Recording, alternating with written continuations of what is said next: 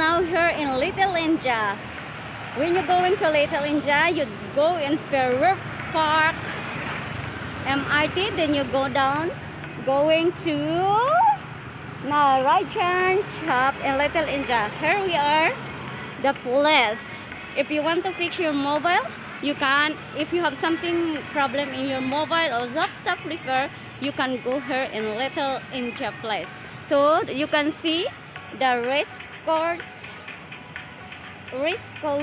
land and Nanyang Ton Sun Association 1953. Ayan.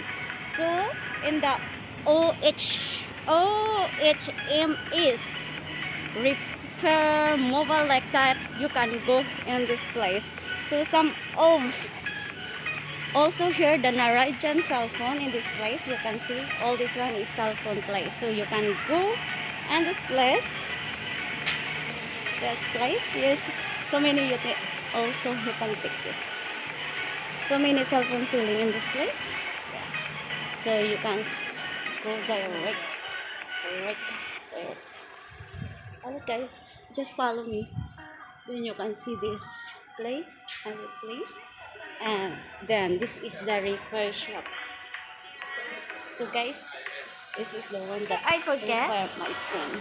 So don't forget to subscribe my channel and click the notification bell so that every uploaded my videos you have updated.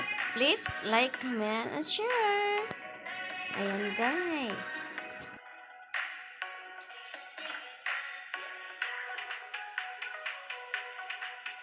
Tara na guys, pasok na tayo. Ayan. Sa ating pagtutunguhan.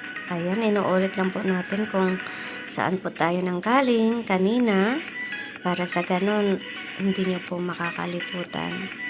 So tara na guys, lakad-lakad pag may time para sa ganun eksayo sa ating pagtutunguhan.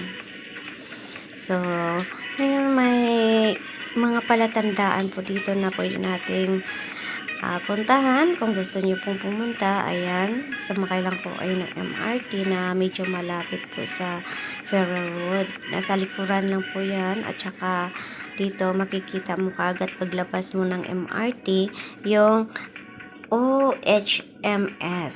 Kaya ginagay ko lang kayo ng maayos para sa ganon hindi po kayo malilito. So marami po ditong mga cellphone na pwede ninyong bilhin, at ito lang po yung pinapagawaan ko pag may nasira ng phone ko. Kaya kung gusto nyong i-try, just try and believe yourself only na maayos yung iyong mga sirang gamit o whatever.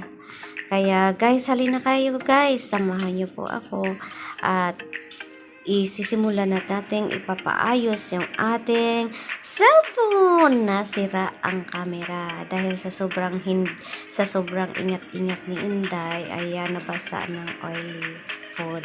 Ayan, madami ditong mga prices na pwede nyong pagpilian para sa ganun pag balang araw meron kayong pera dyan. Ayan, pwede nyo yung picturean or gawin yung isang palatandaan. Hello. Dito na po tayo mga lalabs. Tingnan, binigay ko na kasi yung phone ko sa kanya. Ayan, binubuksan niya na po yung aking phone kasi nga sirang-sira po yung camera. So, nagiging multo po yung aking mukha pag nagsimula akong mag-picture. Ayan, guys. So, ito, binubuksan niya na po. So, sabi ko, nag-keep quiet lang po tayo mga lalabs dahil sa music, masisipir po tayo. Ayan. So, ngayon, sinisira niya na yung phone ko. Sinisira. Lahat po ay pinatay niya. Ni-off niya lang po dahil alam ko na hindi naman pwede talaga na i-on yung cellphone habang inaayos, di pa? Ayan, ang galing nila, no? So, binubuksan na po nila. Pagkatapos, ayan, iwan ko, paikot-ikot at pinagkukunan yung mga maliliit na pisa sa likod ng aking cellphone. Hindi ko nga alam kung ano yung gagawin dyan. Sinisira niya yata. Yun, sinisira niya yung phone ko. Oh my goodness. Hindi ko nga alam talaga na ganon lang sila ka simple lang sa kanila, pero syempre kung wala kang alam nahihirapan ka talaga, di ba? So ganon, sige lang, okay lang, believe them because alam natin na pinag-aaralan po nila yan. Kasi first time ko yung nagpapaayos ng aking phone, paborito ko pa naman yan, talagang ganon, kahit anong ingat natin ang ating phone ay masisira talaga kung mayroong mga bagay na mangyayari. Ayan. So, ayan, hinihikot niya si Uncle. Hello. Hindi siya sumasagot. Keep quiet at concentrate ko sa kanyang ginagawa. Actually, ayan. Pero sinasagot niya in the true life ay sinasagot niya ako kasi nga dahil sa malakas yung tugtog ng kanilang music sound inside the shop. So ang ginawa ko is just keep quiet na lang. So ayan guys, kinukuha niya na yung maliit na camera sa aking phone kasi sabi niya sa akin, ano bang gusto mo, linisan ba to or palitan ng bago? Ang ginawa ko sana that time kasi hindi ako nag-isip. Ayan. Kasi pag nagpapaayos po kayo ng yung mga phone, pag may sira, mag-isip kayo mga lalabsa, mag-isip. Bakit? Dahil kung pinalinisan ko lang kasi yan. Ngayon, yung bayad dyan is $20 sa Singapore money. So, kung pinalitan ko na lang ng bagong camera, edi maganda pa at saka at least clear na clear. Ang ginawa ko kasi pinalinisan ko lang siya. So kinuha ko lang yung oily. Sana pinalitan ko na lang para sa ganon isahang gastos. Ayan. Kaya hindi talaga ako nag-isip that time. So ang dapat bumili na lang ako ng bagong camera so that at least 10 lang po yung nawala sa akin. At least ang camera ay bago. Kung linisan mo, ganun pa rin. Medyo hindi na siya perfect. Medyo pa din may konting blurry. So, no choice. So, dahil nakapag-decide na ako that time na nalinisan yung camera niya, so, no choice. Tuloy pa rin. So, ayan guys, nililinis yan na. Ayan. So, ayan, ang simple-simple lang po sa kanila Sundin mo lang yung mga instruction na pwede mong gawin. Pagkatapos, punas-punasan. Pagkatapos, ayan, may mga maliliit na screw na ginagamit nila. Okay naman sa kanila na na binibidyohan. Ayan, kasi pag sa iba yan, bawal. Kasi nga, baka masunod ng iba yung mga style nila. Pero, buti na lang at inallowed naman niya na na bigyan at ibidyohan siya. Ayan, mga lalas, malapit na pong matapos yung aking cellphone. Dahil nga, may time po akong magkot-ikot at saka mahilig talaga akong pumunta sa dito na place dahil ito din po ang bilihan ng aking cellphone sa kabilang shop. So, dito ako pumunta sa kanya dahil medyo malapit lang naman. So, as in, ini-enjoy ko dun yung sarili ko sa panunood or at pagbibili ng kung ano-ano. Pero sa ating mga OFW kasi kailangan nating mag-saving din pag may time. Kaya ayan, patapos na po ang aking cellphone. Nililinis niya po. Okay na po. Ayan. Pagkatapos ayan, tinatry niya akong picturean. Ang pangit. Ang pangit ni Inday. Pero okay lang, di ba? Maganda naman tayo sa mata ng mga tao. At maganda naman talaga tayo kasi proud yourself kumbaga, di ba? Ayan. So thank you kuya for fixing my cellphone and thank you and God bless for you that sana madami na pong bibili sa magpapaayos sa iyo dyan at naway maiayos ng mabuti yung ating mga palalabis na cellphone. Ayan. So guys, ayan, kung gusto nyong pumunta dito, just tingnan nyo lang po yung mukha ng aking yung aking taga-fix dyan. or gumagawa ng aking cellphone para sa ganoon maalala nyo po at mapuntahan nyo kaagad.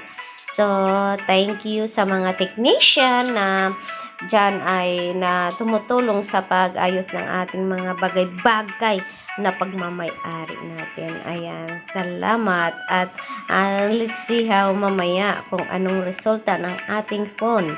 Maayos ba o hindi? Ayan, dahil sa syempre, we don't know about the situation. Ayan, kinaklose niya na po, guys. Ayan. Ang bilis, diba? Bilis lang. Parang few minutes lang ang pag-aayos. Pagkatapos, tapos na. Ayan.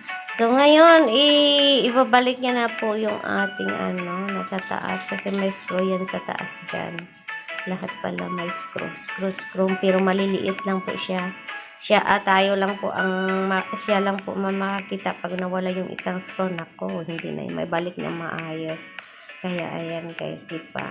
So, enjoy your day, mga loves. And thank you for watching my videos. And always remember to subscribe. Click the notification bell so that every uploaded my videos you have updated. Ayan. Enjoy the day and God bless. Don't worry about tomorrow because tomorrow have a tomorrow. Agay! Ganon talaga ang buhay. May tomorrow at may tomorrowng darating at darating pa. Ayan. Kini-cleaning na niya ang aking paboritong phone. Pero pag nasira, yan ay papalitan talaga. Hindi talaga natin masasabi na paborito. Bakit? Darating ang araw, may bago na naman. Ayan, magbibili naman po tayo ng bago. Pero pag okay naman, ba't bibili pa ba? So, ayan, ilalaan natin sa ibang mga bagay. Ayan, thank you, Kogayan. And salamat po sa paggawa mo sa aking phone. Ayan. So, guys, ayan, dahil sa na po, na tapos na po yung aking phone. Ayan, move to go na po tayo sa preparation to go back home dahil mayroon po tayong mga gawain sa bahay. Ayan, ready to pay. Ayan, binabayaran na natin si kuya para sa ganon. Siyempre, inayos niya yung po natin. Talagang pagbabayad tayo, huwag tatakbo responsibilidad po nating magbayad kung ano po yung ating kinuha o ano po yung ating ginawa o ano po yung ating binilin. Huwag tatakbuhan dahil hindi yan maganda pag hindi mo binayaran. Kaya guys, salamat po sa panonood and see you again in my next vlog. This is Frexy J. Lazada. Ayan, I am here in refer shop. Ayan, pagkatapos ikutin natin saglit ang shop na ito kung ano pong yung kanilang mga paninda. Ayan, but let's see how. Ayan, may mga mga ano ba yun dyan nilalagay dyan, sticker or whatever na mga paninda nila. So, ayan guys, ito na po tayo. Uwi na ako. Ayan. So, may mga computer din pala dito na inaayos. Oo nga, tinatawag nga refer shop. Kaya, may mga computer din talaga na nire-refer nila. So, ayan. So, mga old phones, new phones, kung ano-ano pa yung inaayos nila. At saka, ayan. So, ayan. May mga nilagay po akong mga pinicturan ko para sa ganon. Excited tayo na sundin kung anong mga bagay na kulikot-kilikot dyan. Ayan. Salamat pa guys. And thank you everyone. And God bless you all. Bye-bye. Love, love, loves.